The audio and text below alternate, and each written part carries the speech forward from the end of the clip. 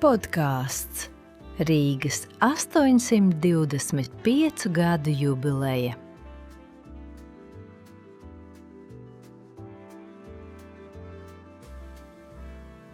Sveiki visiem! Prieks, ka klausāties! Mani sauc Andris. Un mani sauc Sofija. Šodien mēs runājam par Rīgu. 2026. gadā Rīga svin 825 gadu jubileju. Pilsētas vēsture ir gara un bagāta. Rīgā ir daudz pazīstamu vietu. Vecrīga, baznīcu torņi, Melngalvju nams, Kaķu nams un Jūgenstila ēkas. Šodien skatīsimies, kā viss ir saistīts. Mūsu ceļš sāksies ar upi.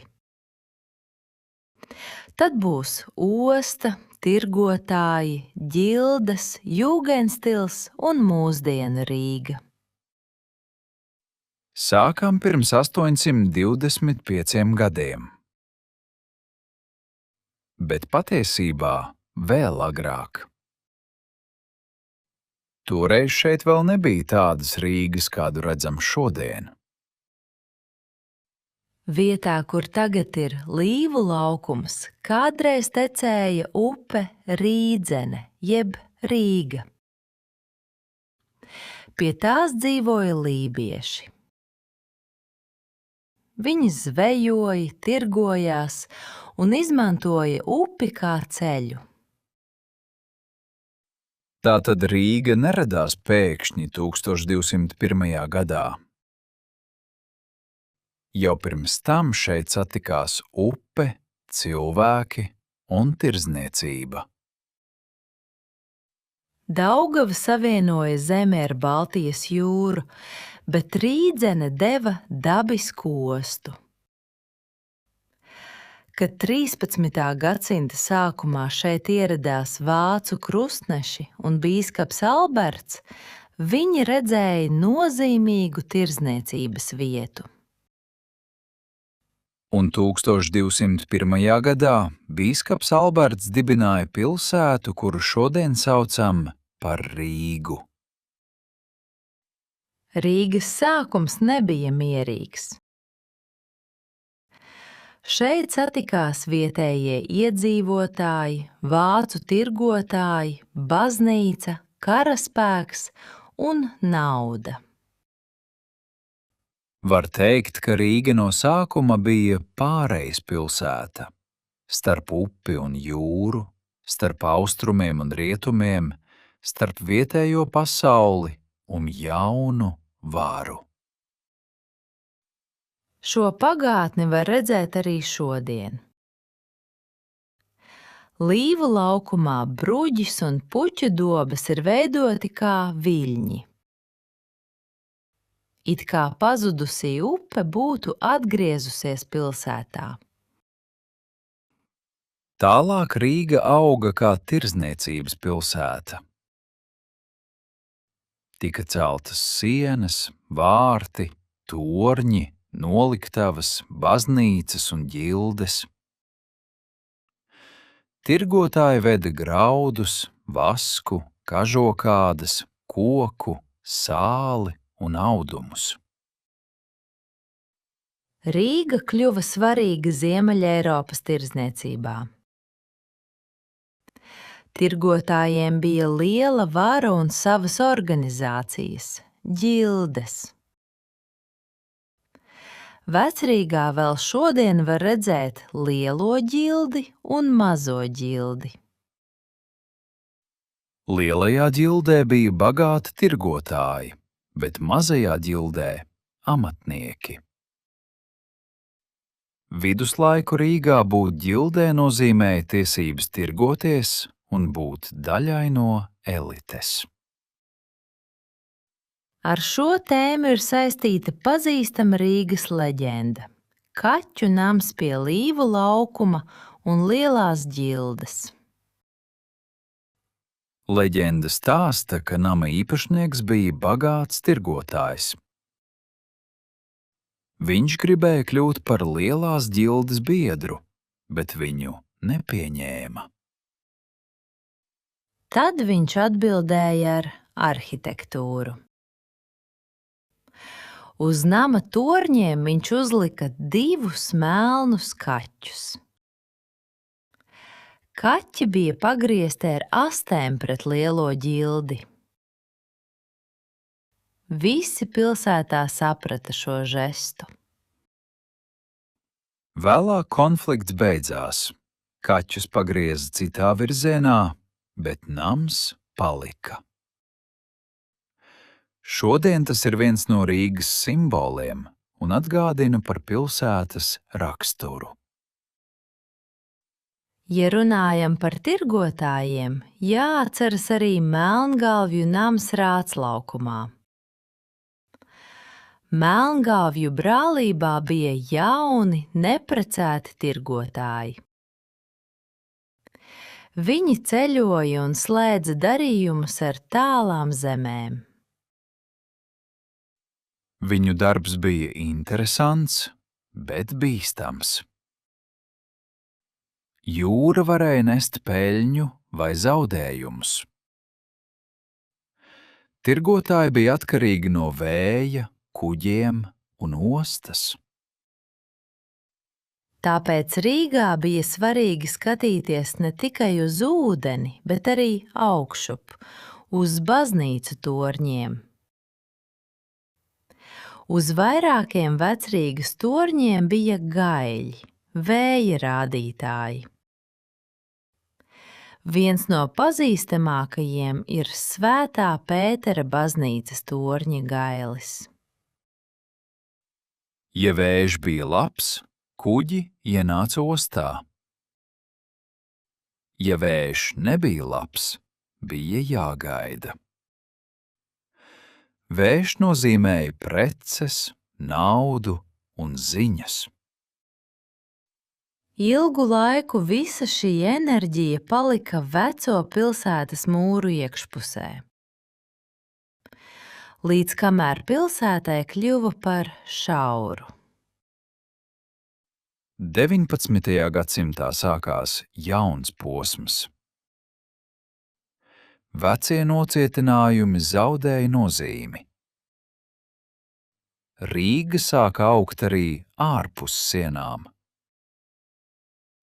Parādījās bulvāri, jauni kvartāli, nauda un idejas. Te mēs pārejam no tirgotāju Rīgas uz modernāku Rīgu.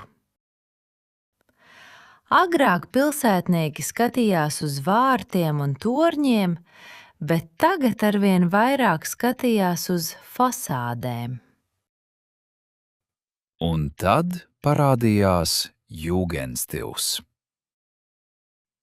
Uz namu fasādēm redzam maskas, lauvas, sfinksas, putnus, sieviešu tēlus, augus un liektas līnijas. Arhitektūra kļuva par pilsētas balsi. Tā teica, Rīga grib būt moderna, drosmīga, izglītota un eiropeiska. Svarīga šīs jaunās Rīgas daļa bija cilvēki, kuri paši veidoja savu dzīvi. Viens no viņiem bija Kristaps Morbergs. Kristaps Morbergs dzīvoja 19. un 20. gadsimtā. Viņš sāka kā celtnieks, bet vēlāk kļuva par bagātu uzņēmēju, namu īpašnieku un mecenātu. Par Morbergu stāsta pilsētas leģendas. Viena leģenda vēsta, kad viņam bija naudas grūtības, viņš brauca pa Rīgu graznā karietē, lai baņķieri domātu, ka viss ir kārtībā. Mēs nezinām, vai šis stāsts ir pilnīgi patiess, bet tas labi parāda jauno Rīgu. drosmi, aprēķinu, spēju riskēt un ticību nākotnei. Tomēr vissvarīgākais ir viņa atstātais mantojums. Morbergs novēlēja Latvijas Universitātei īpašumus Rīgā un Jūrmalā.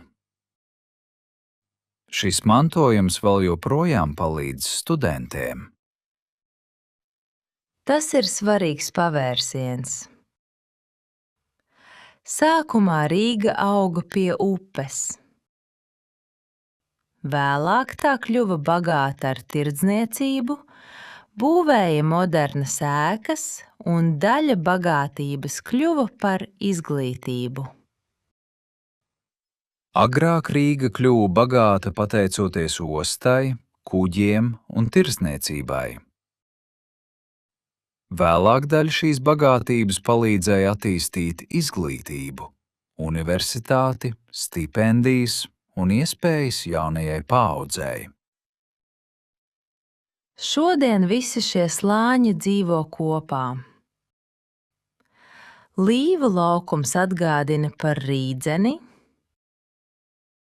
Kaķu nams par tirgotāja strīdu ar lielo ģildi, Melngalvja nams par tirgotāju spēku, Gaļļi torņos par vēju un ostu, Jūgenstils par lielām ambīcijām, Universitāte par nākotni. Mūsdienu Rīga neatceļ veco Rīgu. Tā dzīvo kopā ar to. Tramvajs brauc garām interesantām fasādēm, tūristi fotografē kaķus un studenti saņem stipendijas, kuru vēsture sākas senā pagātnē. Tāpēc Rīgas jubileja nav tikai datums kalendārā. 825 gadi ir iespēja ieraudzīt pilsētu kopumā, ne tikai kā skaistas vietas, bet kā vienu lielu stāstu. Tas ir ceļš no mazas upes un lībiešu ostas līdz galvaspilsētai, kur apvieno atmiņas un mūsdienas. Rīgas dzimšanas dienā gribas vēlēt pilsētai sargāt pagātni un turpināt mainīties. Jo dzīva pilsēta nav muzejs. Tā ir vieta, kur vēsture turpina dzīvot. Kur bruģis atceras tirgotāju soļus. Kur torņi atceras vēju. Kur jūgenstila fasādes skatās uz garāmgājējiem kā akmens liecinieki. Un kur pazudusī upe vēl joprojām plūst, ne pa ielām, bet pilsētas atmiņā. Daudz laimes dzimšanas dienā Rīga. Pilsēta pie Daugavas. Pilsēta ar kaķiem, tirgotājiem, mecenātiem, studentiem, torņiem un vēl nepabeigtiem stāstiem. Ar jums bija Sofija un Andris. Nākamreiz, kad būsiet Rīgā, paskatieties uz tās ielām, namiem un torņiem mazliet citām acīm. Uz tikšanos nākamajā epizodē.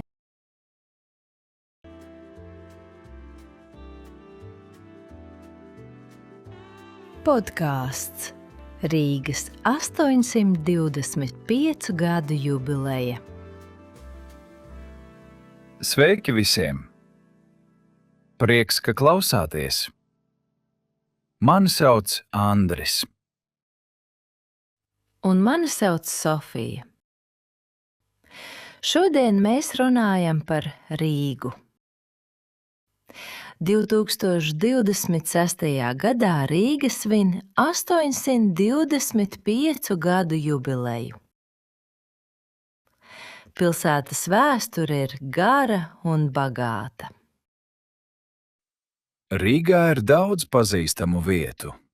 Vecrīga, baznīcu torņi, Melngalvju nams, Kaķu nams un Jūgenstila ēkas. Šodien skatīsimies, kā viss ir saistīts. Mūsu ceļš sāksies ar upi. Tad būs osta, tirgotāji, ģildes, Jūgenstils un mūsdienu Rīga. Sākām pirms 825 gadiem. Bet patiesībā vēl agrāk. Toreiz šeit vēl nebija tādas Rīgas, kādu redzam šodien. Vietā, kur tagad ir Līvu laukums, kādreiz tecēja upe Rīdzene, jeb Rīga. Pie tās dzīvoja lībieši. Viņi zvejoja, tirgojās un izmantoja upi kā ceļu. Tātad Rīga neradās pēkšņi 1201. gadā. Jau pirms tam šeit satikās upe, cilvēki un tirdzniecība. Daugava savienoja zemi ar Baltijas jūru, bet Rīdzene deva dabisku ostu. Kad 13. gadsimta sākumā šeit ieradās vācu krustneši un bīskaps Alberts, viņi redzēja nozīmīgu tirdzniecības vietu. Un 1201. gadā bīskaps Alberts dibināja pilsētu, kuru šodien saucam par Rīgu. Rīgas sākums nebija mierīgs. Šeit satikās vietējie iedzīvotāji, vācu tirgotāji, baznīca, karaspēks un nauda. Var teikt, ka Rīga no sākuma bija pārejas pilsēta. Starp upi un jūru, starp austrumiem un rietumiem, starp vietējo pasauli un jaunu varu. Šo pagātni var redzēt arī šodien. Līvu laukumā bruģis un puķu dobas ir veidoti kā viļņi. It kā pazudusī upe būtu atgriezusies pilsētā. Tālāk Rīga auga kā tirdzniecības pilsēta. Tika celtas sienas, vārti, torņi, noliktavas, baznīcas un ģildes. Tirgotāji veda graudus, vasku, kažokādas, koku, sāli un audumus. Rīga kļuva svarīga Ziemeļeiropas tirdzniecībā. Tirgotājiem bija liela vara un savas organizācijas – ģildes. Vecrīgā vēl šodien var redzēt lielo ģildi un mazo ģildi. Lielajā ģildē bija bagāti tirgotāji, bet mazajā ģildē – amatnieki. Viduslaiku Rīgā būt ģildē nozīmēja tiesības tirgoties un būt daļai no elites. Ar šo tēmu ir saistīta pazīstama Rīgas leģenda – Kaķu nams pie Līvu laukuma un lielās ģildes. Leģenda stāsta, ka nama īpašnieks bija bagāts tirgotājs. Viņš gribēja kļūt par lielās ģildes biedru, bet viņu nepieņēma. Tad viņš atbildēja ar arhitektūru. Uz nama torņiem viņš uzlika 2 melnus kaķus. Kaķi bija pagriezti ar astēm pret lielo ģildi. Visi pilsētā saprata šo žestu. Vēlāk konflikts beidzās. Kaķus pagrieza citā virzienā, bet nams palika. Šodien tas ir viens no Rīgas simboliem un atgādina par pilsētas raksturu. Ja runājam par tirgotājiem, jāatceras arī Melngalvju nams Rāclaukumā. Melngalvju brālībā bija jauni, neprecēti tirgotāji. Viņi ceļoja un slēdza darījumus ar tālām zemēm. Viņu darbs bija interesants, bet bīstams. Jūra varēja nest peļņu vai zaudējumus. Tirgotāji bija atkarīgi no vēja, kuģiem un ostas. Tāpēc Rīgā bija svarīgi skatīties ne tikai uz ūdeni, bet arī augšup, uz baznīcu torņiem. Uz vairākiem Vecrīgas torņiem bija gaļi, vēja rādītāji. Viens no pazīstamākajiem ir Svētā Pētera baznīcas torņa gailis. Ja vējš bija labs, kuģi ienāca ostā. Ja vējš nebija labs, bija jāgaida. Vējš nozīmēja preces, naudu un ziņas. Ilgu laiku visa šī enerģija palika veco pilsētas mūru iekšpusē,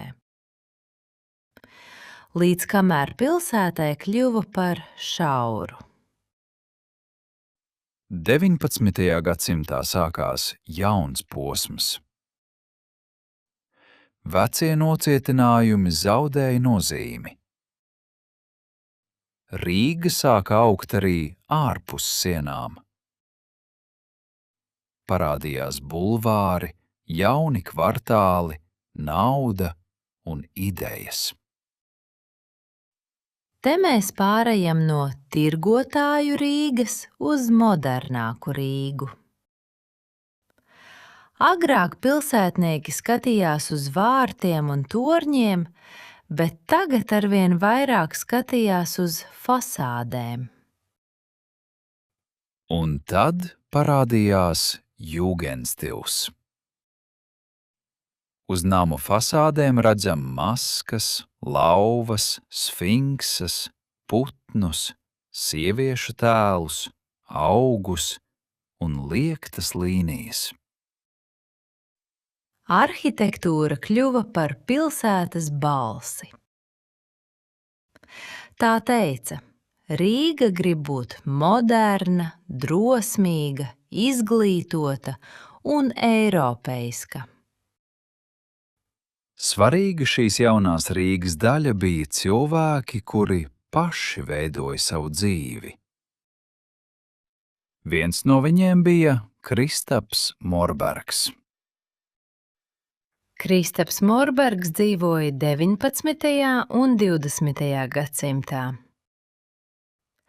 Viņš sāka kā celtnieks, bet vēlāk kļuva par bagātu uzņēmēju, namu īpašnieku un mecenātu.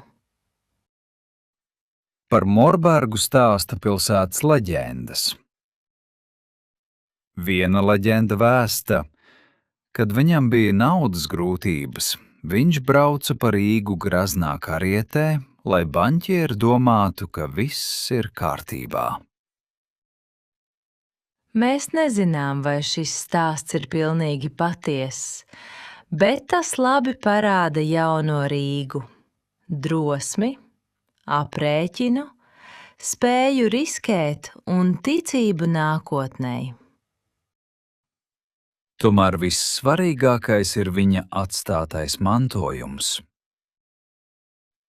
Morbergs novēlēja Latvijas Universitātei īpašumus Rīgā un Jūrmalā. Šis mantojums vēl joprojām palīdz studentiem. Tas ir svarīgs pavērsiens. Sākumā Rīga auga pie upes. Vēlāk tā kļuva bagāta ar tirdzniecību, būvēja modernas ēkas un daļa bagātības kļuva par izglītību. Agrāk Rīga kļuva bagāta pateicoties ostai, kuģiem un tirdzniecībai. Vēlāk daļa šīs bagātības palīdzēja attīstīt izglītību, universitāti, stipendijas un iespējas jaunajai paaudzei. Šodien visi šie slāņi dzīvo kopā. Līvu laukums atgādina par Rīdzeni, Kaķu nams par tirgotāja strīdu ar lielo ģildi, Melngalvja nams par tirgotāju spēku, Gaļļi torņos par vēju un ostu, Jūgenstils par lielām ambīcijām, Universitāte par nākotni. Mūsdienu Rīga neatceļ veco Rīgu. Tā dzīvo kopā ar to. Tramvajs brauc garām interesantām fasādēm, tūristi fotografē kaķus un studenti saņem stipendijas, kuru vēsture sākas senā pagātnē. Tāpēc Rīgas jubileja nav tikai datums kalendārā. 825 gadi ir iespēja ieraudzīt pilsētu kopumā, ne tikai kā skaistas vietas, bet kā vienu lielu stāstu. Tas ir ceļš no mazas upes un lībiešu ostas līdz galvaspilsētai, kur apvieno atmiņas un mūsdienas. Rīgas dzimšanas dienā gribas vēlēt pilsētai sargāt pagātni un turpināt mainīties.